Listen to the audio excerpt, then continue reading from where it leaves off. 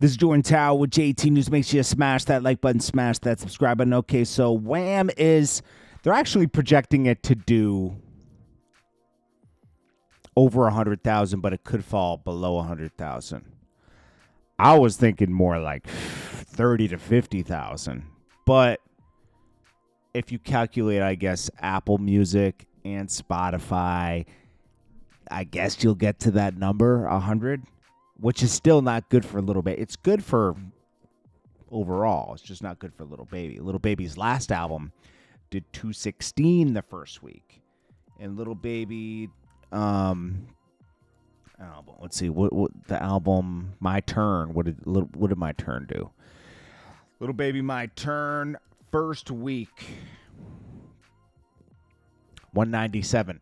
So he's been in a pocket of about 200 the first week, and now I think he's let enough people down from the last album that he's starting to fall, meaning, you know, and I hope not all the way off, but his sales are starting to go down. And you have to understand, he's signed to a major label, right? As soon as a major would disappear from the situation, cut that number, take 1/10 of that number. Next. That's what happened to Meek Mill. Meek Mill couldn't sell more than 5,000 albums the first week after you remove a major label. Because the music just wasn't there. Like the music, if the music's undeniable, you're going to get some good numbers. I think this is a time for Lil Baby. Lil Baby hasn't fallen off. He's consistent with what he's delivering.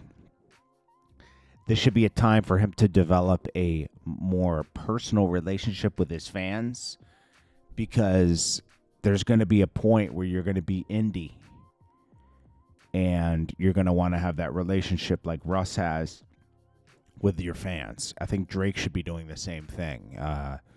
Because there might be a point where he has to go direct to consumer, you know, instead of using a major label and you know, using your own relationships. We'll see. You know, this is a treacherous business, the music business. Entertainment business alone is a lot of favors, placements, who wants to push you and who doesn't want to push you. It's not always about how good the music is as well, you know, so we'll see. We will see. Lil Baby's Wham debuts on Spotify, 16 million opening day. So people are giving it a chance. This is his second chance. So off of My Turn, his last album, after that, so My Turn came in 2020. That was a peak. Then he came out with, what was the album he came out in 2022? Lil Baby. 22 album. Was, wait a minute. Not Wham. Oh, here it is. It's Only Me. There wasn't much on this album. Wham. There's no standout tracks. So we'll see.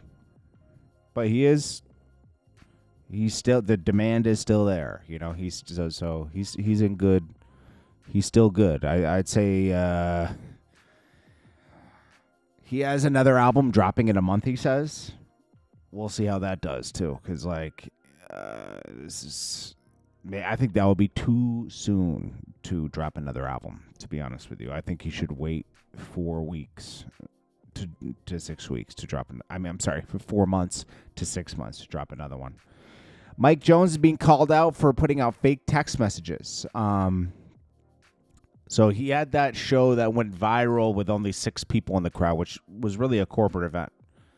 Now he's putting up text messages saying he gets. Someone said, you can tell this is. I could see this as being like one of those troll text messages. Like, is $100,000 enough to get you to perform for my son's bar mitzvah? Is $100,000 enough? Is it?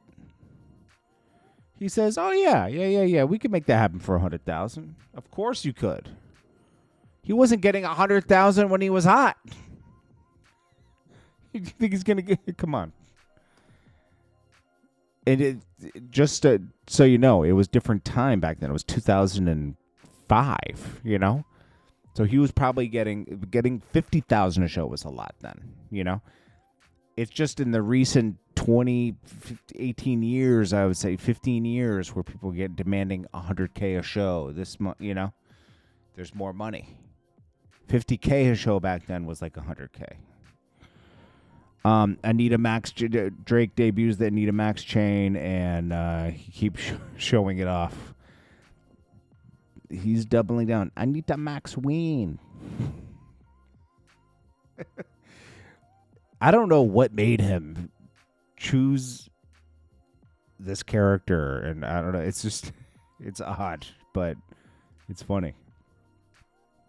A man tips $1,000 and leaves his number for a waitress to text him, thinking that would impress her.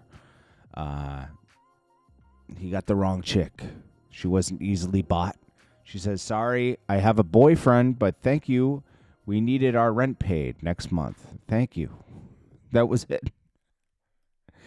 Oh man, you can't buy. This guy was better off going to a strip club or something, you know? Then we got little Bow Wow with Jada Pinkett's niece, I think, or something like that. She's related to Jada Pinkett somehow. But the funny thing is, Bow Wow has a filter on his face. Look at the...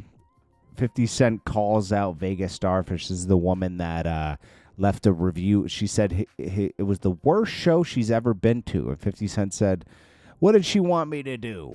Rollerblade around like Usher? No, I'm not going to be flying through the sky. I'm going to be waving my hand side to side and rapping." You know what it is?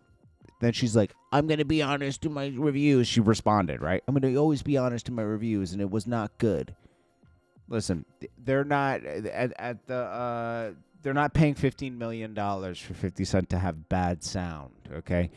She wanted to go viral. The way to go viral, she would never have gone viral from saying, "Oh, the show was amazing, da-da-da." That would have gone nowhere. People would have just gone and seen the show. What she did was she bashed the show to go viral because people would attach to that more, because people want to see the downfall of 50 Cent.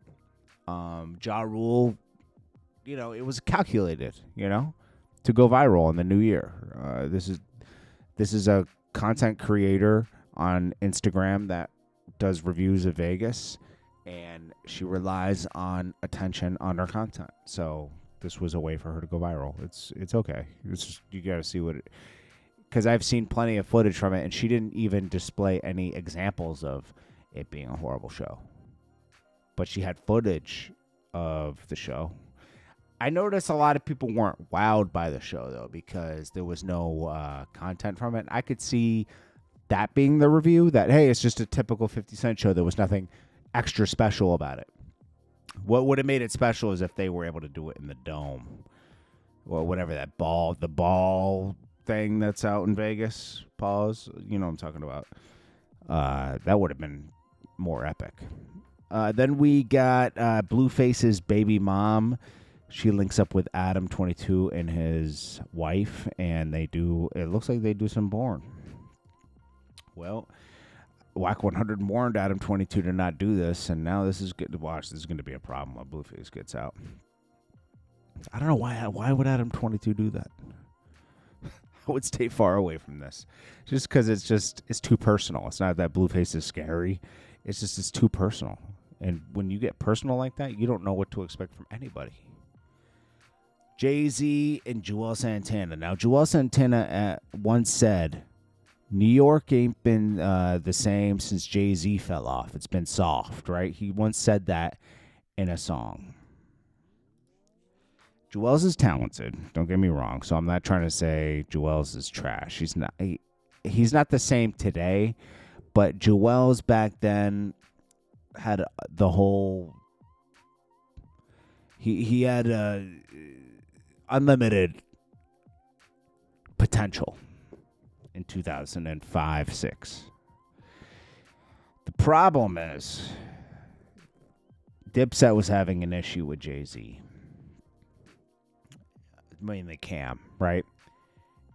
Juelz is signed to Def Jam. And,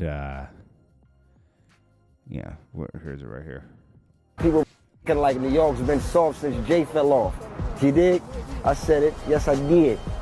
You know what I mean? And what I meant by it was like... Yeah. What happened right after he said that is that Jay-Z became the head of Def Jam. It doesn't matter what he meant by that, right? Jay-Z became the head of Def Jam, and he shelved Juelz. And Juelz had to be quiet to try to get off of Def Jam. And then he was beefing with Cameron at that point because Juelz and Jim Jones decided to not back Cameron in the 50 Cent beef. They decided to back 50 Cent instead of just staying neutral if they didn't want to get involved. So Cameron wasn't helping Juelz get off of Def Jam because he was signed through Cameron, and it was all bad. And Juelz never recovered from that. He tried to do Skull Gang. That was a horrible decision when you should be focusing on your own career, because you can't take your career for granted. And I hate to make it about myself, but I tried to tell him that at that time.